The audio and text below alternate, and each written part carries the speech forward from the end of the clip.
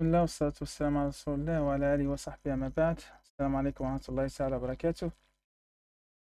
Euh, donc, euh,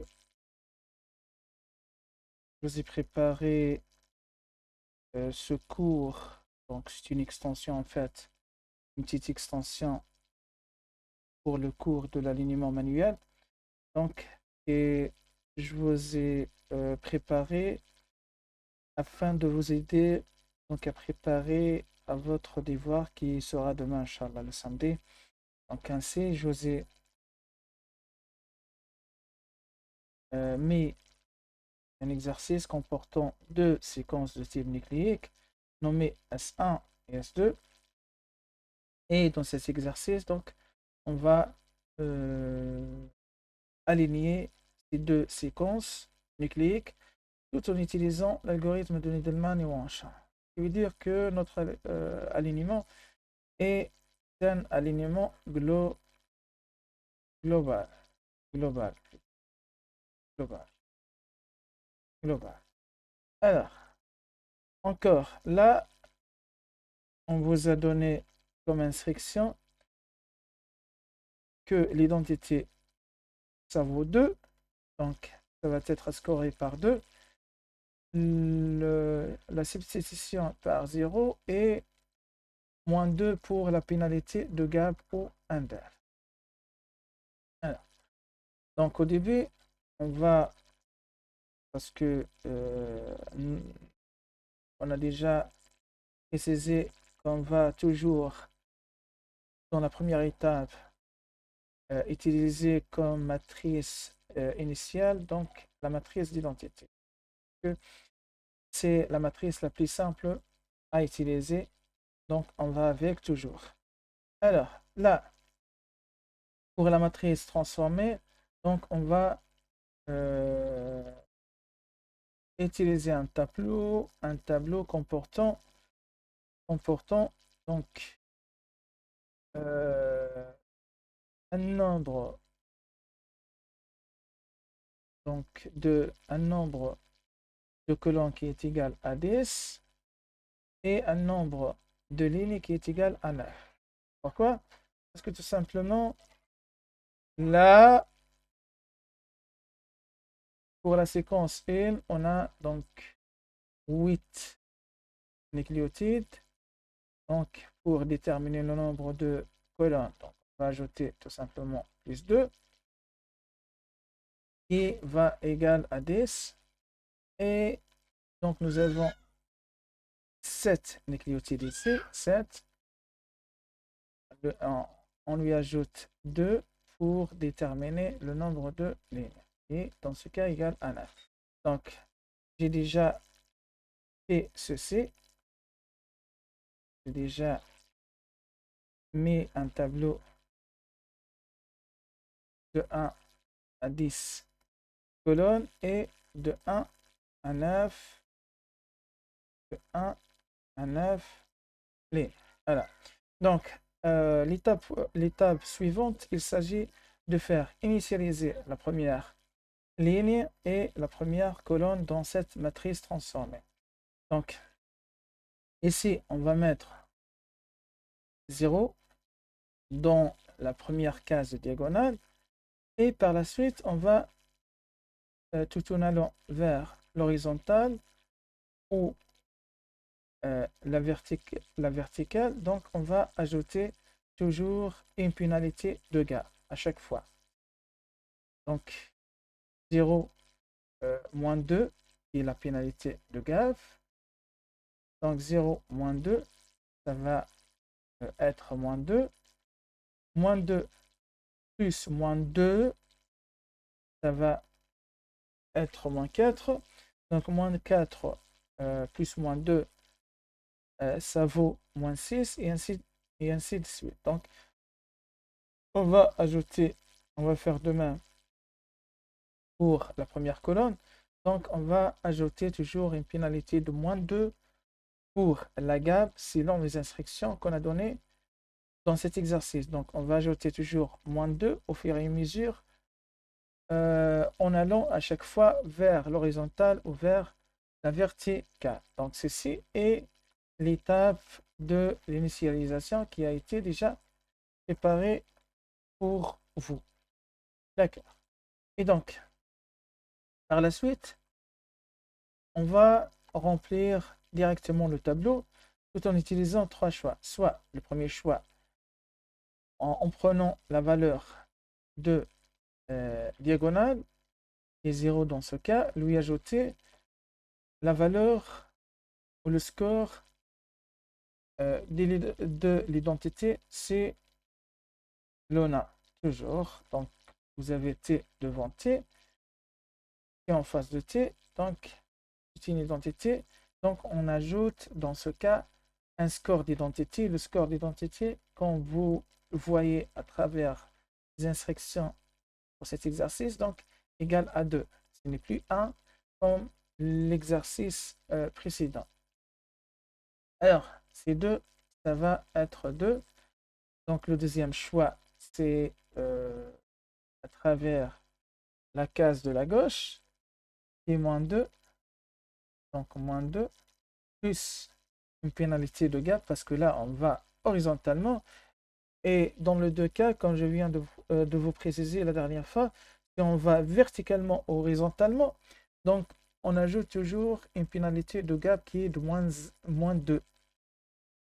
Cet exercice, la pénalité de gap est de moins 2. Donc moins 2, ça vaut moins 4. Encore, le troisième choix, ça va être donc moins 2. Et là, on va verticalement. Et pour cette raison, on va ajouter encore une pénalité de gap à la valeur de la case dont donc la case elle porte une valeur de moins 2. Donc on lui ajoute une pénalité qui est de moins 2. Donc moins 2, ça vaut moins 4. Encore. Donc la valeur dans ce cas la plus grande, c'est 2. Nous avons moins 4 qui vraisemblablement plus inférieur donc à 2. Donc on va mettre, alors dans cette case, on va mettre 2. Et on va vers donc la case suivante et ainsi de suite en essayant donc de remplir les cases restantes dans cette matrice transformée. Alors là, je vous ai déjà tout prévu, je vous ai déjà tout préparé. Donc je vous ai rempli la matrice transformée pour ne pas perdre davantage du temps. Donc l'étape suivante, il s'agit de passer le trackback ou ce qu'on a appelé le parcours de la matrice transformée. Track, back ou parcours de la matrice transformée. Donc, pour la tracer, on va donc à la dernière case dans le diagonale de cette matrice transformée correspondant à la croisement de la dernière nucléotide de la séquence 1 avec la dernière nucléotide de la séquence 2. Donc c'est la nucléotide M avec la nucléotide M. Alors, donc ici, c'est-à-dire dans cette case qu'on va commencer notre parcours de la matrice transformée. Donc, nous avons donc déterminé la première, donc pas dans notre matrice transformée, il s'agit de cette case.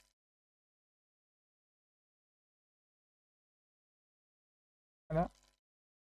Ensuite, on a, pour continuer à tracer donc notre parcours, on a trois directions possibles. Soit vers le haut, soit vers le diagonal ou vers la gauche. Donc, on doit tout d'abord aller voir les deux nucléotides qui se croisent au niveau de cette case. On veut donc de savoir s'il y a une identité ou pas. Donc, nous avons A avec C, A avec C. Donc, ce n'est pas une identité. Dans ce cas, donc, on va voir la direction qui va nous porter la plus grande valeur. Nous avons 6 ici, nous avons 8 ici et 6 ici. Donc, on va vers 8 parce que c'est la plus grande valeur dans ce cas.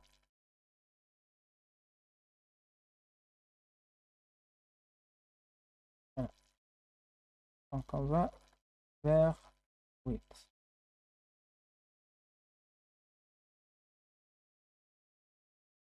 Maintenant, regardez bien. Nous avons, au niveau de cette case, nous avons T qui se rencontre avec T. Ça veut dire une identité. Dans ce cas, on va favoriser le diagonal sans aller même voir la valeur de chaque ou de chacune de cases dans le diagonal ou de la gauche. Donc, on va directement vers le sens de diagonale.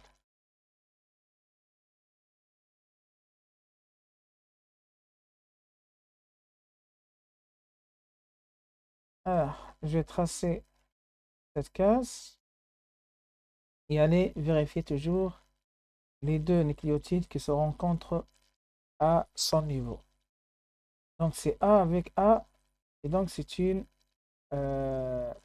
identité. Alors, dans ce cas, on va directement vers le diagonal et tracer sa case. Voilà. Encore, on va aller vérifier. Ici et là. Donc, nous avons T et A. Ce n'est pas une identité. Alors, nous avons trois choix disponibles dans ce cas, soit le haut, soit le diagonal, soit la gauche. Ben, on va vers le sens de la valeur la plus grande. Dans ce cas, nous avons 4 et 4 comme valeur maximale. Donc, dans ce cas, on va favoriser le diagonal. S'il y a une égalité entre le diagonal et une autre case, ou même entre les trois cases en même temps.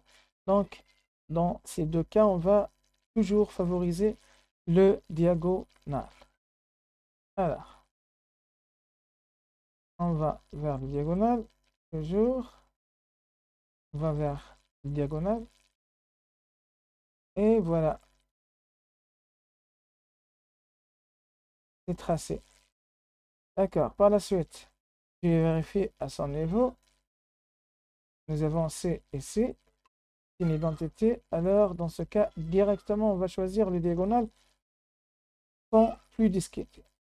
Voilà. Alors, j'ai passé sa case et je vais vérifier les deux nucléotides qui se croisent à son niveau. G avec G, donc c'est une identité.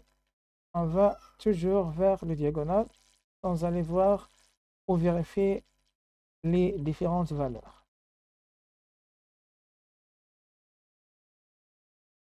Voilà. Donc, je vais vérifier encore G et T. Donc, ce n'est plus le diagonal. Donc, je vais maintenant vérifier. Nous avons 4 ici. Le diagonal, donc, moins 2. Et la gauche, 2. Donc, c'est cette valeur qu'on va avec. C'est la valeur maximale dans notre cas.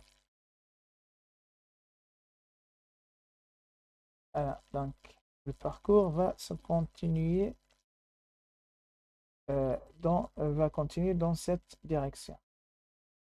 Voilà. Et ainsi, on arrête à ce niveau parce que on a atteint la limite de 2 séquences. Voilà. Maintenant, on va mettre le résultat de notre alignement. Le résultat de notre alignement. Donc, je vais tout d'abord, vous voyez,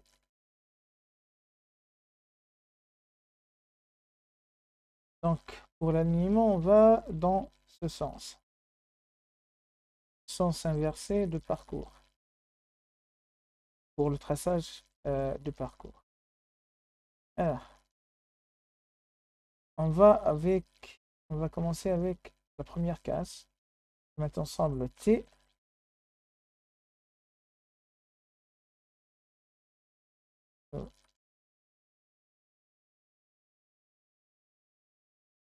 T avec T. Donc, c'est une identité.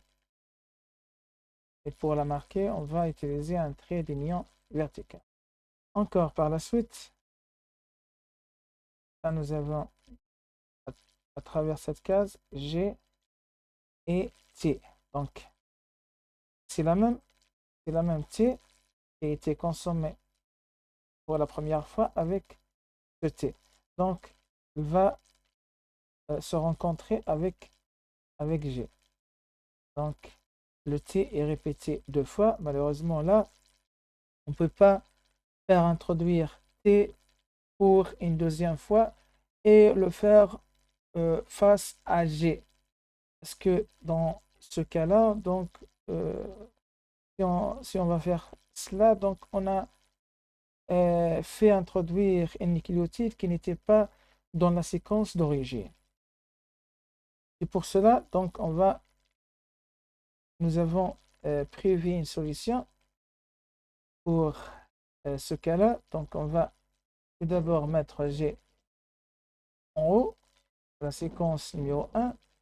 Et c'est au lieu de répéter donc ce T, on va la remplacer par un vide. Donc, au lieu de répéter le T, on va la remplacer par une gap, un vide, la marquant par un trait horizontal et en ajoutant un astérix.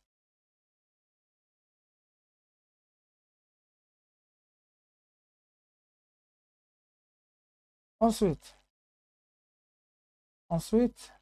nous avons deux qui mettent ensemble G avec G d'en haut avec G d'en bas, et elle a un trait d'union verticale pour la marquer en tant qu'identité.